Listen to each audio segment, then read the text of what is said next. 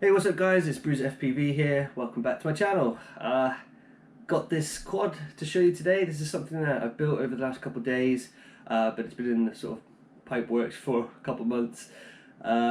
This is the Bando Basher. This was designed with the intention of just not giving a fuck and flying it like you stole it.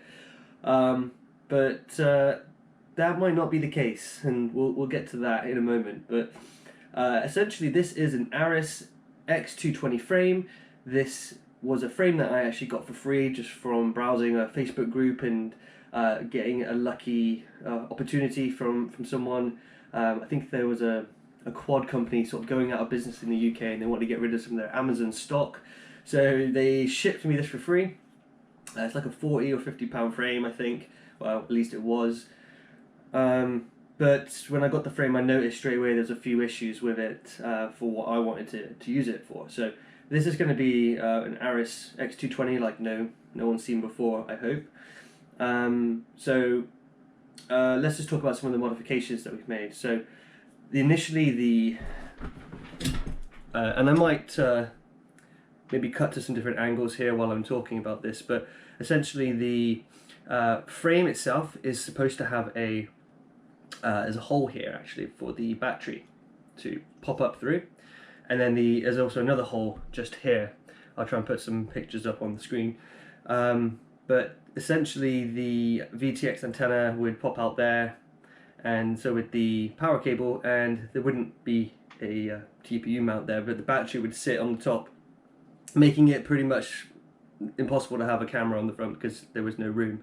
So we 3D printed this mount, and yeah, that was Josh. Josh did that. Josh Goatsman, I think his name is. I'll put his name somewhere on the screen here. If I haven't said it right, I'm sorry, Josh. But yeah, no, he was really kind and he helped design and print these 3D printed parts. So we've got the VTX antenna holder here, which straps onto the back two pillars, perfect fit, and then the custom 3D printed GoPro session mount, which looks really nice. So we did that, and then that gave us the ability to have a battery go on there, so that was really cool. Some other things, the motors, these are just Eachine 2205 2300 kV motors, and I got these for free. My buddy Beefcake FPV hooked me up. He got a bunch of motors at a really good deal, and so yeah, he hooked me up with these free motors. Big shout out to you, Mark, thanks very much. Yeah, what else have we got? The props, just some Dell prop Cyclones. VTX, we've got it's an Eachine VTX from the Wizard X220 high voltage. It's an 800 milliwatt VTX. I use it in my Wizard, which is up on the wall, and I love it. I think it works great. It's like 14 or 15 pounds, perfect. So that didn't actually fit on the stack because of the length of the cable, so we've got it soft mounted down here on some sort of double-sided sticky thick tape, so it's not touching the carbon. One thing to mention, the motors, because I think they're designed for motors that go directly to a single ESC that goes on the arm. They weren't intended for the Mamba F405 MK2 stack that we have with the 4-in-1 ESC, which is valued to 40 amp. So they didn't reach, so we had to actually extend every single cable, which was a big pain in the ass, but managed to do it. Up front here we've got the it's a Foxeer Predator V3.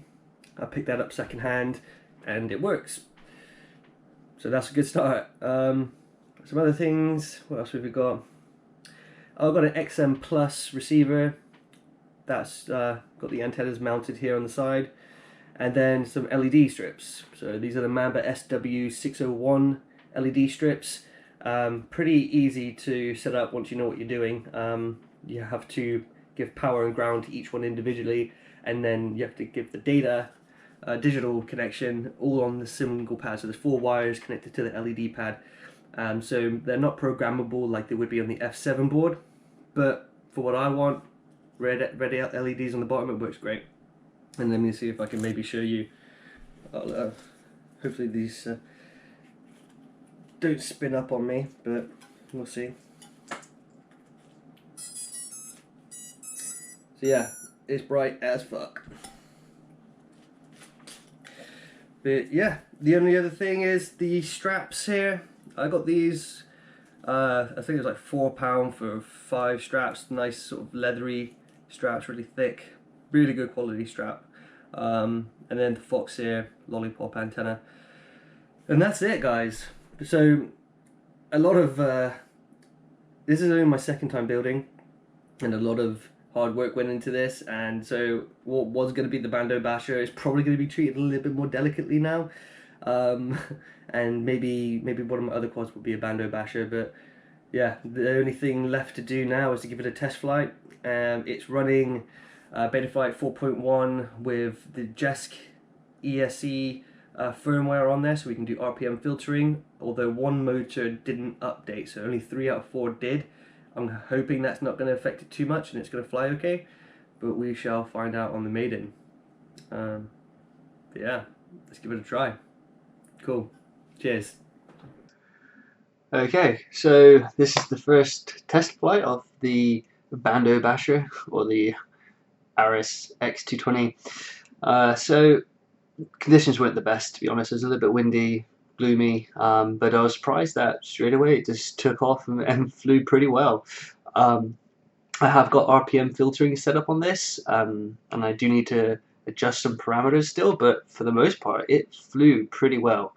You know, my rates and stuff I sort of just carried over from one of my other quads, and it seemed to feel pretty good to me. So a couple of things I noticed about the quad is it's very underpowered compared to my 6S quad and my other 4S quad. So that's something just to maybe think about, maybe upgrading the motors at some point. And that's one of the great things about this build is if I want to, I could put some like Zing like 6S motors on here, because everything else you know, can handle 6S. So that might be something to do in the future. A nice little £40 upgrade could really take this drone a long way.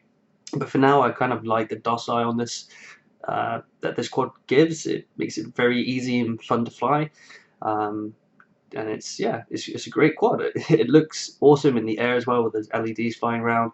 You can notice that the actual field of view, you can see the propellers, which I don't mind too much, and also I can see the kind of pillars, side pillars, and a bit of top of the TPU mount for the GoPro in the top view there, and that's not the end of the world. I guess that's a consequence of using a micro camera on this frame, but yeah, I can live with that, I think.